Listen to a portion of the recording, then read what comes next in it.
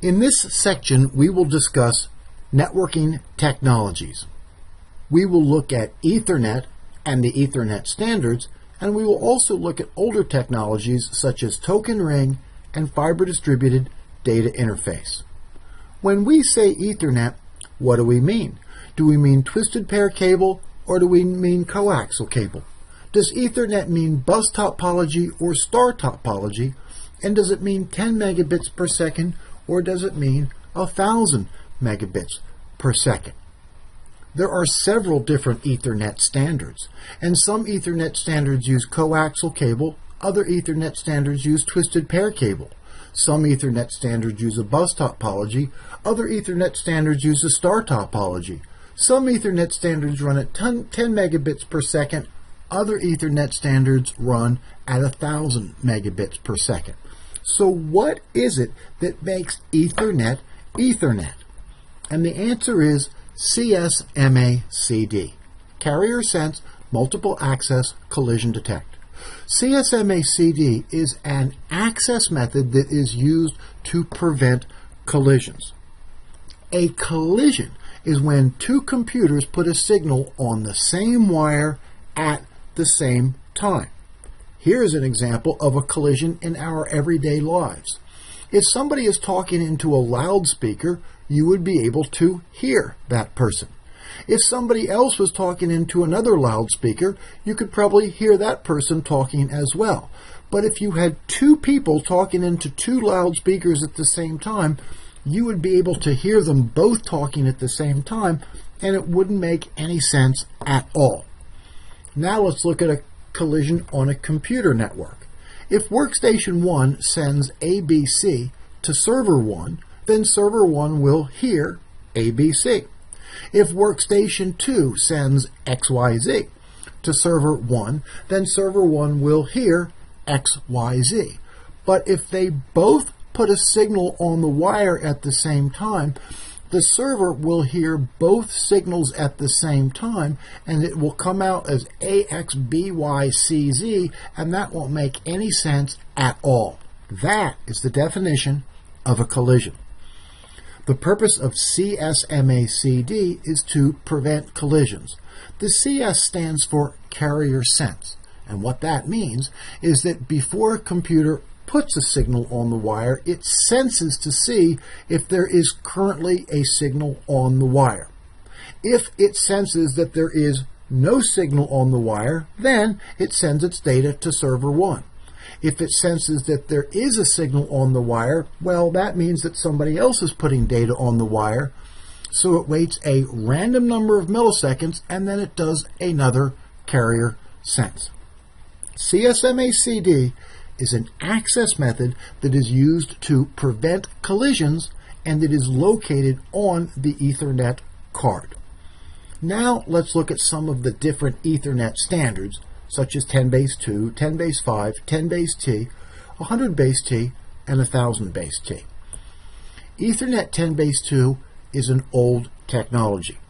It runs at 10 megabits per second. It uses a bus topology, and it uses coaxial cable. The maximum cable length is 185 meters. 10 base 5 is similar. It runs at 10 megabits per second, and it uses a bus topology, and it runs on coaxial cable. 10 base 5 has a maximum cable length of 500 meters. 10 base T, like the other two, runs at 10 megabits per second, but it uses a star topology and twisted pair cabling. If we compare 10 base 2 to 10 base T, we can see that they both run at 10 megabits per second, but 10 base T uses a bus topology and coaxial cable. 10 base 2 uses a bus topology and coaxial cable, whereas 10 base T uses a star topology and twisted pair cable. Fast Ethernet is also called 100 base T.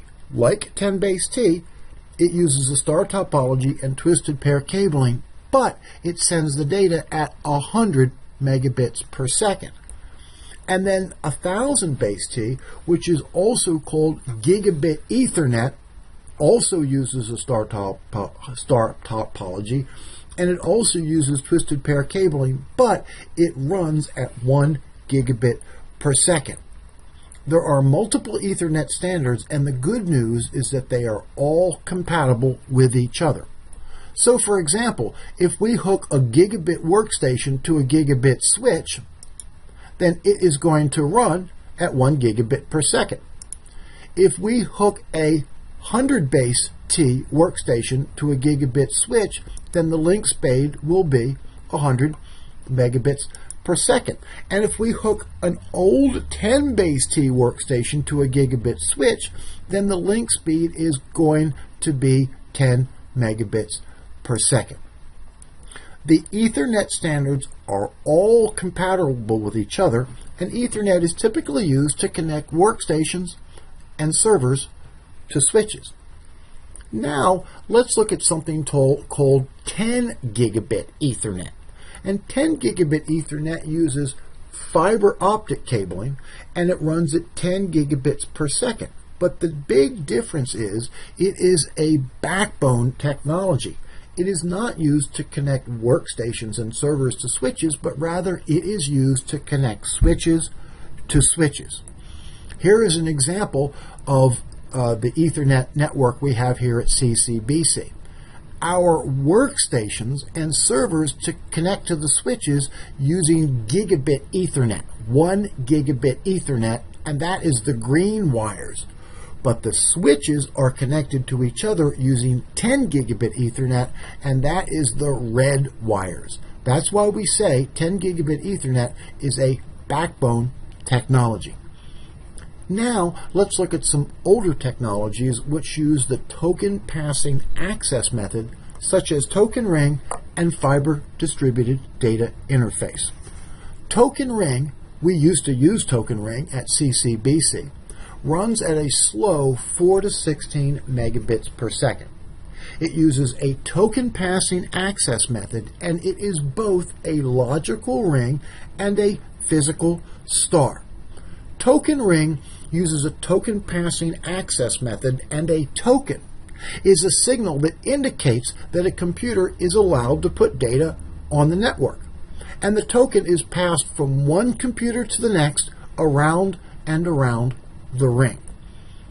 Token ring is a physical star and a logical ring. And what that means is that if you look at it, it looks like a physical star. In other words, each computer has a single cable which connects it to the hub. But it is a logical ring in that the signal is passed from one computer to the next, to the next, to the next, to the next, and then it comes all the way back to the first computer in a logical ring. That's why we say token ring is physical star, logical ring. We have already talked about fiber distributed data interface, and with fiber distributed data interface, it uses a physical ring topology and fiber optic cable. It runs at 100 megabits per second and uses a token passing access method. The maximum cable length is 60 miles, and it is typically used as a backbone technology, meaning that the FDDI ring does not connect workstations and servers together, but rather it connects networks to networks. Wireless networking, Wi-Fi 802.11, many of us have this in our own homes. And with Wi-Fi, computers with wireless network interface cards connect to wireless access points, which are located inside of the wireless router. And we have two types of wireless networks, ad hoc and infrastructure. In an ad hoc wireless local area network, there is no wireless access point. And the example would be several people get together at a conference table to have a meeting, and they all bring their wireless laptop computers. And they can all communicate with each other wirelessly and share data and files with each other. In an infrastructure wireless local area network, and that's what we have here at CCBC, the users at wireless workstations connect to a wireless access point. The wireless access point then connects to the college cabling system, which connects to our servers and which also connects to the router, which connects to the Internet. Wi-Fi standards such as 802.11a, b, g, and n are covered in a separate video. In summary, we have looked at network technologies. We looked at Ethernet standards such as 10 base 2, 10 base 5, 10 base T, 100 base T, and 1000 base T, which is also known as Gigabit Ethernet.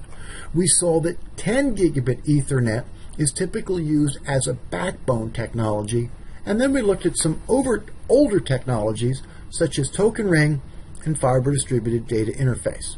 And this concludes our section on networking technologies.